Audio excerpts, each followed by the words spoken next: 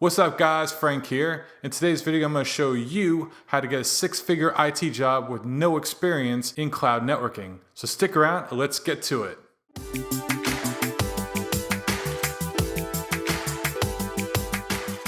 Is it possible to get a high-paying career with no experience? Yes! Yes! Yes! Let me show you how. In the last few years I've increased my salary exponentially by learning this powerhouse combo: cloud computing and networking. Now I'm a cloud network engineer making a six-figure salary, and I realized I could have made this salary a lot sooner if I had just learned this before. Cloud network engineer jobs are in demand right now as more and more businesses are moving their aging data centers into the cloud.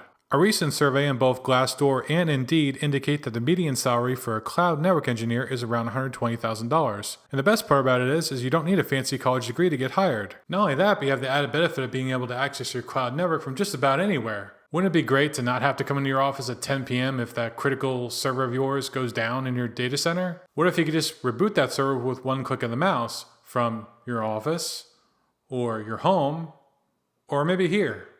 Okay, well maybe not here per se, but anything's possible with the cloud. So let's dive in. What is cloud networking? Cloud networking refers to the set of practices, technologies, and protocols that connect applications and infrastructure in the cloud to the internet and other resources. These resources can run in cloud hosting providers such as Amazon Web Services, Microsoft Azure, or Google Cloud Platform, or others. Cloud networking involves anything from setting up VPNs and firewalls to managing network traffic, ensuring that essential services stay up and running. Okay, so now we know what cloud networking is. What is a cloud network engineer? A cloud network engineer is someone who designs, implements, or maintains a cloud network infrastructure. On any given day, a cloud network engineer could be doing anything from making firewall rule changes, creating a VPN connection, troubleshooting network traffic, or just ensuring that everything stays up and running. Okay, so you might be saying to yourself, this sounds great. What do I need to do to become a cloud network engineer? Well, you need to know networking, like the basics like subnetting, routing, firewalls, and most likely next generation firewalls, which we will get to in a future video. But you also need to know the cloud platform as well. And maybe you might need to know one or more cloud platforms if you're looking for more of a senior cloud network engineer role. If you're just getting started out with cloud, my personal recommendation would be to start with AWS. AWS stands for Amazon Web Services and is owned by Amazon.com. AWS offers a wide range of services to individuals, organizations, and businesses, and has the highest market share in the cloud computing market right now, with Microsoft Azure and Google Cloud Platform coming in hot pursuit. Now, the second biggest provider is Microsoft Azure.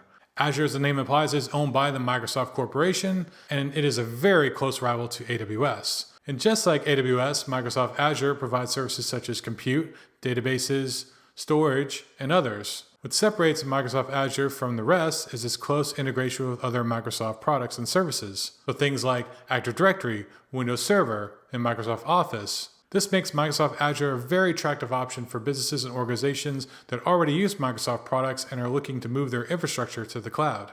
And finally, coming in third place is the Google Cloud Platform, or GCP. GCP is a cloud computing platform hosted by Google and is a very close rival to AWS and Azure. So, what sets GCP apart from AWS and Azure? GCP focuses on data analytics and machine learning. This helps businesses and organizations gain better insights and make better decisions. Okay, so now you know what the three major cloud hosting providers are. So what else do you need to know? Well, you need to know subnetting. Subnetting is a way to logically divide a network into two or more parts, which we call subnets. In the cloud, we may have multiple networks and subnets to manage, so learning subnetting is very important. You can expect to subnet IPv4 addresses and quite possibly IPv6 addresses, depending on your network setup. Another very important aspect of cloud networking is firewalls. In the cloud, you may have network access control lists, or NACLs, that secure subnets. Security groups, which are mini firewalls that control access to a specific server or other resource. You may have a web application firewall, or WAF, that sits in front of a publicly facing web server.